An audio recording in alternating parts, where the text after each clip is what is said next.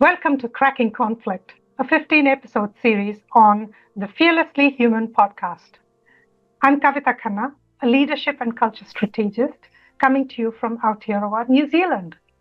And I'm Dr. Vicki Dalton, a clinical and forensic psychologist tuning in from Indianapolis in the US of A.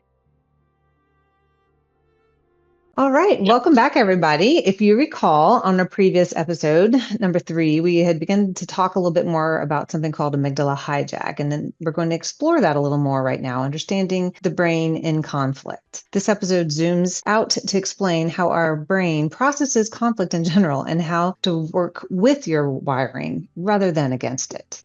So, Vicki, why is it that our brains struggle with nuances during conflict? Why can't we listen? Well, the theories kind of hold that, especially as you're getting into that true amygdala hijack, when you really sense your brain recognizes it perceives it as danger. And so it's trying to hone in on what is the danger, the big scary thing, the loud voice, the threatening words. And in that, you lose the nuances, which is often really the important things to be figuring out. And in particular, how to problem solve and get through it. But in particular, listening gets lost. And that is probably one of the most critical pieces we want you to work on. And when I think about this, and it comes to like workplace kind of norms, like things like don't get emotional. It adds fuel to the fire. What's your take on that, Kavita? Yeah, Vicki, it's really interesting. If I were to summarize this, in some ways, workplace is a power structure. And when you think about the Maslow's hierarchy of needs, the feeling that you need to feel secure is the biggest one. So to navigate that power structure and to feel comfortable to even speak up, it is very difficult. So culture plays a big role, which is why if the undercurrents of culture is we try to be friendly and we don't fight with each other, then that creates conditions for not being able to raise situations. And the other one is if we value alignment and we don't give people skills to navigate conflict, then again, you end up with people really struggling with how do we move through this without breaking relationships or worse, without really affecting our income. So everything goes undercurrent, and that's where politics and things come through. So yeah, you're absolutely right. Workplace have this real make or break with their culture about how they enable dealing with conflict. The other thing I wanted to say was, strangely enough, a lot of emphasis is on let's get aligned behind the strategy. And sometimes that alignment is seen as agreeing with each other. So those are the two things. I think that's how it plays out in terms of regulating emotions or being able to say what you think in a way that doesn't harm each other. Yeah, I think that's a really great point. I find, especially when I'm working, we'll say with like some of my conflict that emerges in like my clinical setting when I'm working with co-parents. You know, they've divorced. If they're seeing me, there's a really good chance a judge is making them. So they're not even there voluntarily. So it's not a culture of, collaboration and positivity. And I have to kind of shift it to that. But I start right from the beginning and explain to them, we're going to have conflict. How do we want to handle it? I kind of go through the ground rules. And then when it starts to emerge, I remind them about those ground rules. And I feel like that kind of helps set the culture.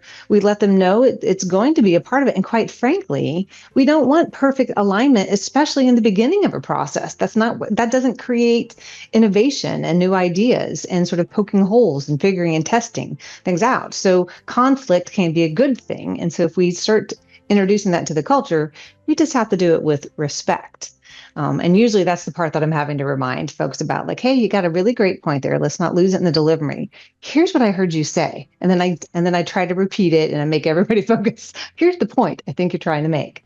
That is a way to sort of help sort of retrain, maybe. Let's kind of move on to that topic. The idea of retraining your brain, rewiring it to listen for what's the point or what's the problem I'm trying to solve. And if you're really in pretty deep into the emotional part, it's much harder to do, or if the other party is. But if you can, you try to focus on like the words and asking yourself the question, what's the problem?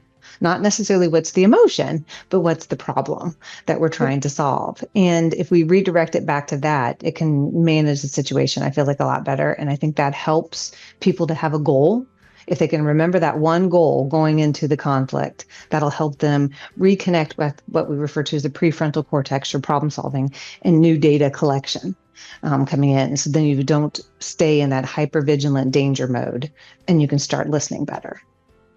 Yeah, and in workplaces where I've seen this being done well, it's usually when a manager plays the role of a facilitator or, like you do, setting the ground rules and making sure that people are accountable. So I've seen it done well, but in pockets. And I think the idea is whether we can shift those pockets of good practice across the culture. And for some of the big shifts are around leadership right at the top, accepting and saying it's okay to have conflicts. It's normal, just like you said. And then the other one is to perhaps some tools and training for people to navigate that. Yeah. And not make people victims, feel like victims, or feel that their employment is threatened by just, surfacing conflict.